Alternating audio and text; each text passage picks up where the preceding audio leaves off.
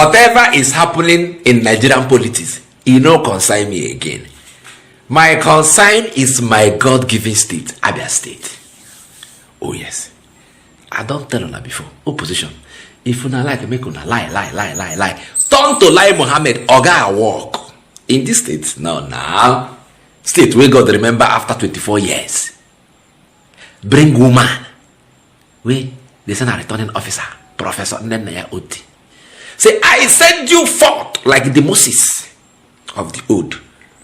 Go and bring about my desire in Abia State. Oh, nothing is a joke. Well orchestrated, arrangement from heaven to liberate the state after 24 years of decay. Oh, now when they call on a self-opposition, I say, scatter everything. They see the hand of God inside. So God now package this Abia, carry Alex Otti give us. Man, we sabi. Man, with the doings. Everywhere in Abia State na construction site. Are you getting it? Man, we know where to drag the money out. You know where to bring out the money and work. Not by borrow, You know where to strike deals. Some of Nati say that we they build airport too. No be it is Abia State they build. No be Abia State government they build the airport. Now federal government they build them. But to get us Abia State they enter to help build how they call them an airport city. Now federal government project be that. But Abia State had to come in a way. Now what I go play you one video now you got as soon as they be. Get it. So you will position now. The reason I'm saying you want to tarnish the image of the governor so that he will not come back for second term. You are warming up somebody to come and take over from you. Okay, you will lose your money. Anybody if any political party deceives you, make you come say they go help you with the election in Abia State governor 2027. They go thief your money. They go thief your money waiting no good. You self, you no go like yourself. Let me talk. When make I give you something that way go help on our whole body. So like when I'm gonna say this is why I talk now, no be joke. We have a working governor. Governor we sabi. Governor that is a financial. If you understand what I mean. You understand the rule of the game, the rule of money. Where is this money? Where can I? Oh, very understand very well. And you will see the decay that God saved us from in Abia State.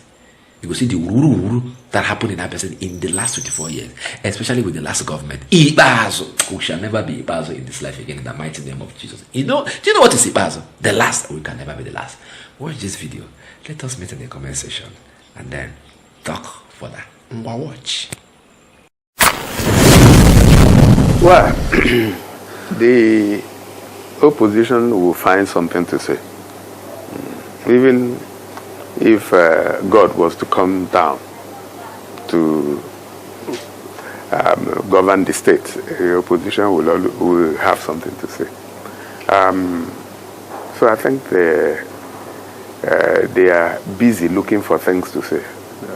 All the issues you've mentioned are non-issues to Abia people. Geometric, of course I told the story of geometric, and I encountered geometric in my banking days when Professor Barton Naji came to me, a bit frustrated, and this was several years ago. I was executive director in First Bank. I believe that was 2009, 2010, yeah, just before I left First Bank, and I packaged a facility to help him rescue the geometric project, because the bank, coincidentally, that was funding the project at that time, stopped because of the global economic crisis. And that bank was Diamond Bank, where I had to go 1 year after. And they packaged, if I recall, about $80 million facility. Got the approval, but he couldn't draw because the bank at that time felt that the person that understood the project was leaving, and that was me. And as I left, he came back to me in Diamond Bank. And we sat down and provided all the facilities that he required to complete the project. In fact, we completed the project before I left the bank in 2014. but one problem after another. I believe that's the way God wanted it. What about the Julius Berger contract, that I talked about, that they said you gave to your friend? It's a joke. Julius Berger is my friend. Yeah, they said you gave it to your friend. Who is my friend? These are some of the things the opposition. Okay, so let me. We'll always say. And so you know what will happen? Yeah. I would like you to go to Port Harcourt Road after this interview. Talk to people. That road had been abandoned for over 30 years. Nobody could fix it except Julius Berger. And everybody knows. So if you go to Aba and make this allegation, you'll probably not come back.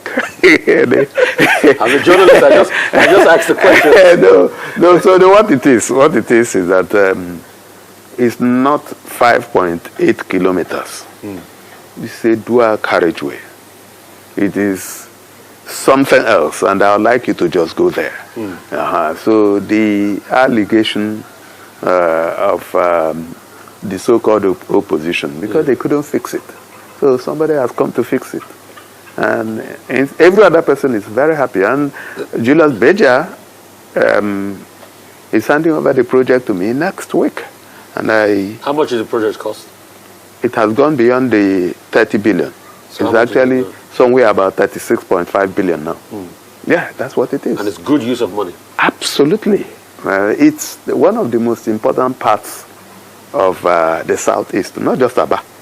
Okay, so virtually everything is made on Port Harcourt Road. It's a very long stretch of road. Right. I would like you to see. No, I saw part of it while we were, coming here. No, you've not gone to Aba.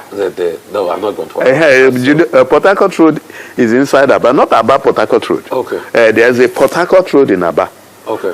That takes you from inside town all the way to the expressway. Okay. Okay, so, and everybody is happy. Even the opposition is happy. Okay.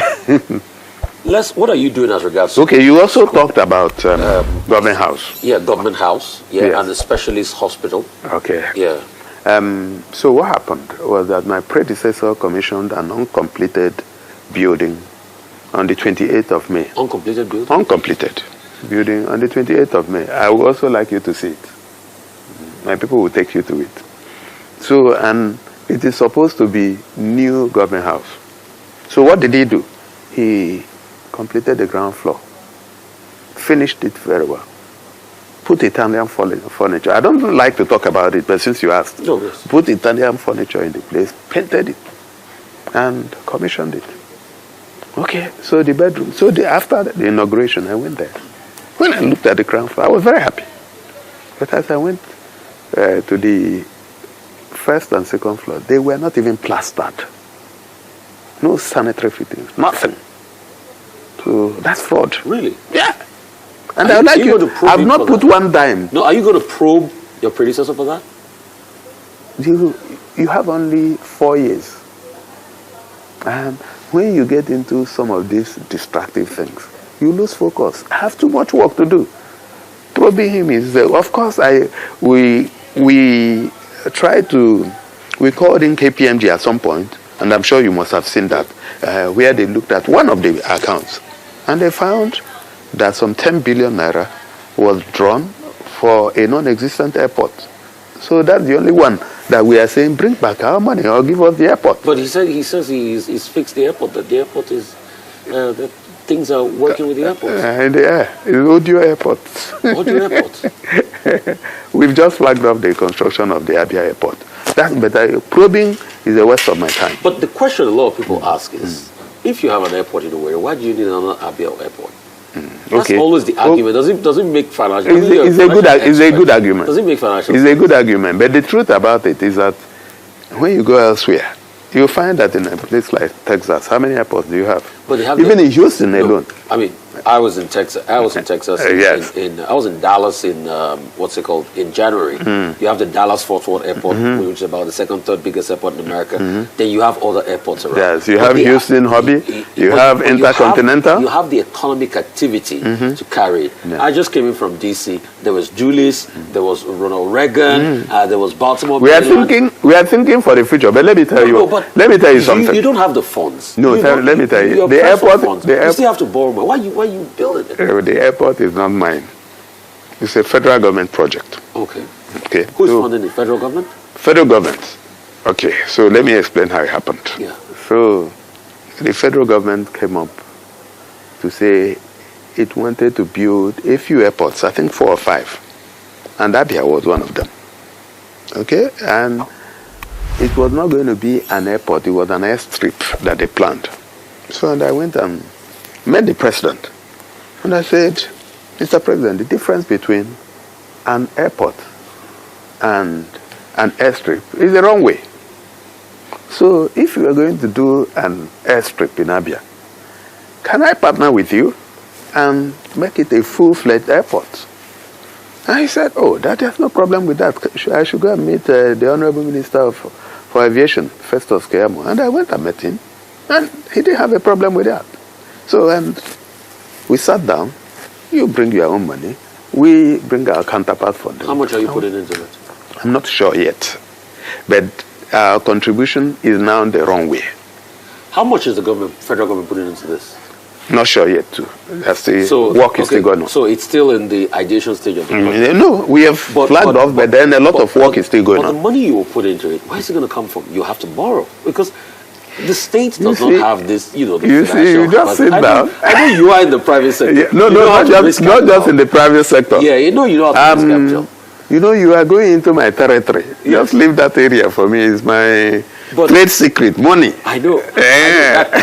You raise money. Yeah, so safe to call you Ezego in banking. Think of raising money in banking. Yeah. But it's going to put back a deadline on the states. Don't worry about that. And that's what we're scared of, because most states are let me tell you something. I just saw the numbers from DMO that in 2023, they said we inherited a debt profile of 138 billion.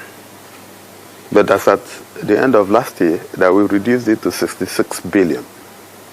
We've not borrowed one time. So how did you clear it? How did you not borrow? Trade secrets. Tell us about it. No, you have to consult me and pay me some money for me to tell you. Should I turn off the camera? No, you pay me first. Okay, so... But the thing about money, let me tell you. Your position keeps saying, you are borrowing. That it's a... And let them come with the facts, man. Borrowing. Who did I borrow from them? If I borrowed from a bank, it will be clear. DMO will tell you. But I will let me also figures of the airport. Let me also go back. Yes. And let you know that by the time we looked at the books and the numbers, we found that it was actually 192 billion that my predecessor handed over to me as debt. How much did it leave for you in the coffers? How much did it leave as money on ground for you to run? So if you have money in the coffers, you wouldn't be owing. So we had netted. If you net off what is left in the coffers, we had a debt profile of 192 billion. So he left nothing? Absolutely nothing. He left nothing in the coffers? Nothing. So when you say, you need to understand, I can leave 100 naira in one account and I'm owing 100 naira in another account. No, listen, that's how it makes sense. Yeah. Because when you say how much did he leave, you are owing money and you are leaving money. Does it make sense? It doesn't. Okay, so what you do is you take the total assets and remove your liabilities, and you know what the net is. And I'm saying the net he left for us was 192 billion. So if you more than what the DMO quoted. Yes, because DMO didn't include pension areas, which we cleared off. They didn't include salary areas, which we also paid. We didn't include all the parastatals that were being owed, including Oboneano Polytechnic and then the medical personnel. So those we have taken care of. And today, I can tell you the state is running very, very well. Don't bother yourself about where I'm going to find the money, because that's my own area. For over a decade, this has been the birthplace of innovation. Innocent Vehicles is a testament to resilience, employing international best practices to create more than just a car. Every vehicle here tells a story of durability, fuel economy and safety. Crafted with the African spirit, the Nigerian heart. These vehicles surrounding me embody the unique concept of regionalization, each one designed to cater to the tastes and preferences of our people. From the streets in Nigeria to the terrains of the Sahara, these vehicles are designed for our roads, for our people. This is more than a vehicle. It's a symbol of our progress, our resilience, our collective success story. Your feedback drives us to continuously innovate and improve. Innocent Vehicle, the pride of African roads.